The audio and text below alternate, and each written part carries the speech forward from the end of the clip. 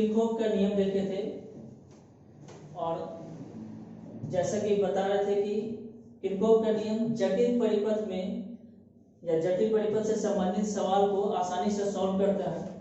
तो आज हम उसी किरचॉफ के नियम का एक अनुप्रयोग देखने जा रहे हैं, एक ऐसे परिपथ में जो बहुत ही उपयोगी परिपथ है। इसके उपयोग के बारे में बाद में जानेंगे। उस परिपथ का नाम है व्हीटस्टोन ब्रिज। अब व्हीटस्टोन ब्रिज में अगर नाम लिखते हैं, हिंदी में भी व्हीटस्टोन ब्रिज ही लिखते हैं। व्हीटस्टोन साइंटिस्ट का नाम है और परिपथ के लिए एक स्पेशल नाम दिया गया ब्रिज। इस परिपथ को स्पेशल ब्रिज कहा जाता है। अब देखते हैं कि परिपथ क्या है। तो परिपथ है चार प्रतिरोधों का समूह, जैसा कि चित्र में दर्शाया गया है। तो लोग देख सकते हैं चार प्रतिरोध किस तरह से कनेक्ट करना है। R1, R2, R3, R4 चार प्रतिरोध लगा हुआ रहेगा। इस तरह का समूह को हम कहेंगे व्हीटस्टोन ब्रिज। इसमें और भी कुछ जुड़ा रहता है, उसको हम लोग देखते हैं। सबसे पहले हम इसे पहचानते हैं कि विकर्णता विपरीत बिंदु कौन कौन है। तो अगर हम देखेंगे यहाँ विकर्णता विपरीत बिंदु का दो युग्म है, दो जोड़ा है। A और C एक दूसरे के विकर्णता विपरीत हैं। विकर्णता मतलब विकर्ण बनाएंगे तो एक बिंदु विकर्ण के इस साइड तो दूसरा उसके दूसरे साइड होगा। उसी तरह दूसरा विकर्णता B और D होगा, यानी मेरे पास दो जोड़ा है जो एक दूसरे के विकर्णता विपरीत है। अब इस दोनों जोड़े में से एक के बीच बैटरी जोड़ा जाता है और एक जोड़े के बीच जो दूसरा जोड़ा बचा उसके बीच में गैल्वेनोमीटर जोड़ा जाता है। गैल्वेनोमीटर क्या है हम लोग जानते हैं। गैल्वेनोमीटर एक ऐसा यंत्र है, एक ऐसा इंस्ट्रूमेंट है जिससे हम किसी परिपथ के किसी पोर्शन में, किसी भाग में धारा है या नहीं इसके बारे में बताता है, यानी धारा की उपस्थिति की जानकारी देता है। गैल्वेनोमीटर से पॉइंटर लगा रहता है, घूमकर बताएगा, डिफ्लेक्शन से अपने विक्षेपण से बतलाएगा कि उस पोर्शन में धारा है या नहीं। तो व्हीटस्टोन ब्रिज यही परिपथ है। लेकिन व्हीटस्टोन ब्रिज जो जैसा कि हम कह रहे थे कि व्हीटस्टोन ब्रिज बहुत ही उपयोगी परिपथ है। इसका उपयोग तब होता है जब व्हीटस्टोन ब्रिज बैलेंस हो, संतुलित हो। अब संतुलित ब्रिज बोलने का क्या मतलब है, तो इस ब्रिज को यानी व्हीटस्टोन ब्रिज को तब संतुलित कहा जाता है जब गैल्वेनोमीटर से धारा शून्य हो। हम कहेंगे कि जब इस पोर्शन में धारा नहीं दिखाएगा, गैल्वेनोमीटर का डिफ्लेक्शन पॉइंटर यहाँ रुका हुआ रहेगा, तो हम कहेंगे कि इस समय जो सर्किट है, जो ब्रिज है, संतुलित है। तो संतुलित होने के लिए ध्यान रखना है जब भी प्रयोग करें, अगर ऐसा कभी चांस मिले तो जब भी ऐसा स्थिति बन जाए कि यहाँ पे विक्षेप शून्य दिख रहा है, कांटा अपनी जगह पे स्थिर है, धारा शून्य होगा, तो हम कहेंगे परिपथ संतुलित है। अब ब्रिज के संतुलन की अवस्था में चारों प्रतिरोधों के बीच एक यूनिक संबंध है, एक अद्वितीय संबंध होता है। R1/R2 बराबर R3/R4, यानी साइड साइड प्रतिरोध का जो अनुपात है बराबर होगा R1/R2 बराबर R3/R4। यह हम अगर इस तरह से क्रम लेंगे तो R2/R1 बराबर R4/R3, जिस क्रम में इधर चलेंगे बाएं साइड, उसी क्रम में दाएं साइड भी चलेंगे। तो R1/R2 R3/R4 रिलेशन है इस चारों प्रतिरोध के बीच जब धारा शून्य होगा गैल्वेनोमीटर से या ब्रिज संतुलित होगा। तो हम इस रिलेशन को, इस संबंध को हम कह सकते हैं कि संतुलित ब्रिज के लिए शर्त है। अब आगे हम इसको देखते हैं कि आखिर क्या कंडीशन बनता है जो चारों प्रतिरोध के बीच ऐसा कंडीशन में यहाँ संतुलित ब्रिज बनता है। इसको हम लोग प्रूफ करते हैं।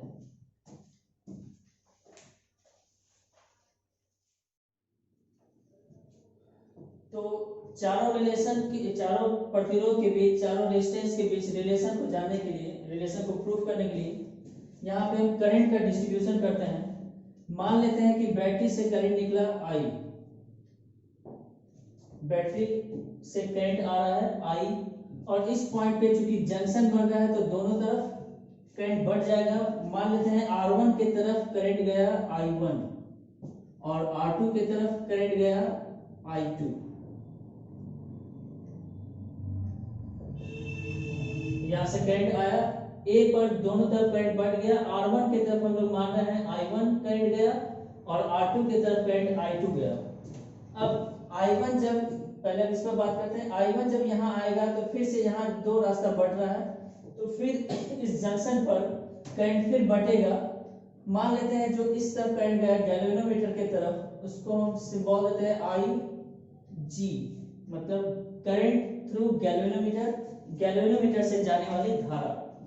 अब I1 में से जब इस तरफ IG चला गया तो हमारे पास करंट कितना बचा, जंक्शन रूल लगाएंगे तो जितना आ रहा है उतना ही जाना भी चाहिए। तो अगर इधर IG गया है मतलब इस दोनों का माइनस इधर गया होगा, कहने मतलब अगर 5 आया इधर 2 गया तो इधर 3 होना चाहिए, ताकि 2 3 मिलकर 5 हो जाए। तो I1 से IG अगर इधर गया तो इधर जाएगा I1 माइनस IG।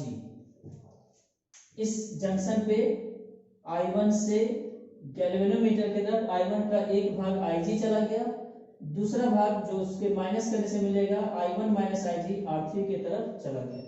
अब I2 के लिए हम लोग देखते हैं क्या होगा। I2 जब B पर पहुंचेगा तो I2 का भी दो भाग होना चाहिए, लेकिन हम पहले चूंकि यहाँ डिस्ट्रीब्यूट कर चुके हैं तो यहाँ से हम देखेंगे तो हम देखेंगे I2 B पर आ रहा है, IG भी B पर आ रहा है। अब 2 आ रहा है तो टोटल वहां से निकलने वाला करंट दोनों का योग होना चाहिए, दोनों का प्लस होना चाहिए। इसलिए यहाँ पर I2 और IG मिलकर I2 प्लस IG हो जाएगा। और हम देख सकते हैं कि इधर से I2 प्लस IG, इधर से I1 माइनस IG, दोनों मिलेगा तो IG कैंसिल हो जाएगा, plus minus I1 plus I2 फिर से I बन जाएगा। इस तरह से हम लोग जितना करंट बैटरी से निकला उतना ही आ गया। इस तरह से ही करंट का डिस्ट्रीब्यूशन किया जाता है। तो हम लोग व्हीटस्टोन ब्रिज में करंट का डिस्ट्रीब्यूशन कर चुके हैं। अब किरचॉफ का लॉ लगाना है। तो लूप ABDA देखते हैं हम लोग। इन लूप ABDA, A से B जाएंगे, B से D आएंगे, D से A, क्लॉकवाइज घूमते हैं। तो सबसे पहले हम लोग को मिलेगा R2 जिसमें करंट है I2, तो I2 इंटू R2 प्लस होगा या माइनस, तो हम लोग चल रहे हैं A से B और करंट भी A से B। तो जैसा पिछले वीडियो में किरचॉफ लॉ में बताए थे, लूप्स लॉ में I2 R2 का साइन प्लस हो जाएगा। फिर हम जब B से D जाएंगे तो यहाँ गैल्वेनोमीटर इस रास्ते में, तो गैल्वेनोमीटर में करंट IG और मान लेते हैं कि गैल्वेनोमीटर का खुद का प्रतिरोध RG है। यहाँ RG हम लोग डिनोट कर रहे हैं रेजिस्टेंस ऑफ गैल्वेनोमीटर, गैल्वेनोमीटर का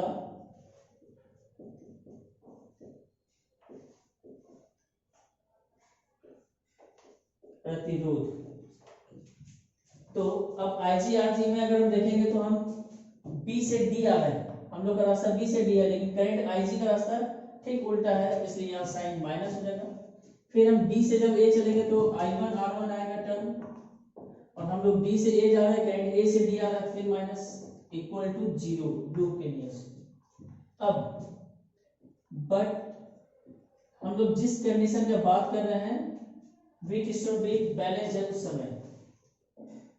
फॉर बैलेंस्ड ब्रिज, संतुलित ब्रिज के लिए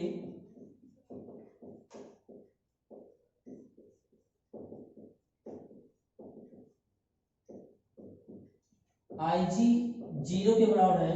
जब IG यहाँ 0 पुट करेंगे तो I2 R2 minus I1 R1 बराबर 0 होगा। I1 R1 उधर लेके जाएंगे तो मेरे पास, हम लोग के पास समीकरण बचेगा I1 R1 is equal to I2 R2, equation 1। फिर इसी तरह से जब हम दूसरे तरफ BCDA दूसरे लूप में, इन लूप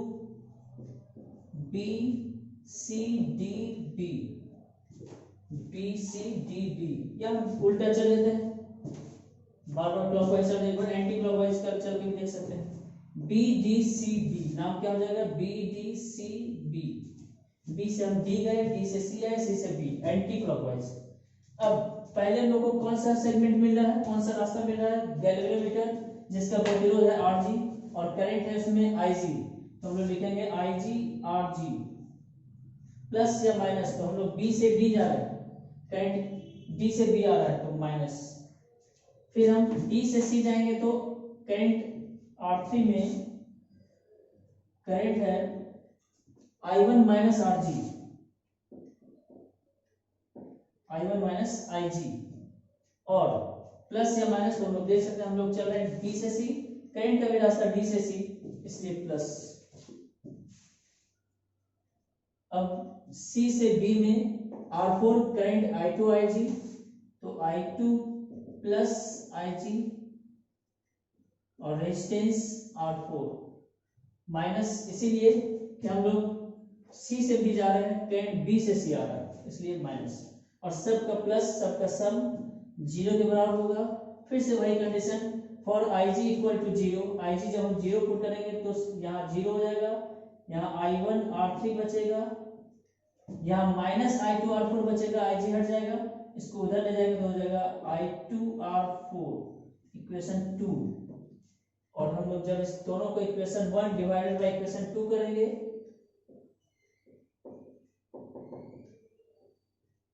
तो देख सकते हैं R1 by R3, I1 cancel हो जाएगा, I2 कैंसिल हो जाएगा, तो हमारे पास समीकरण बचेगा R1 by R3 is equal to R2 by R4।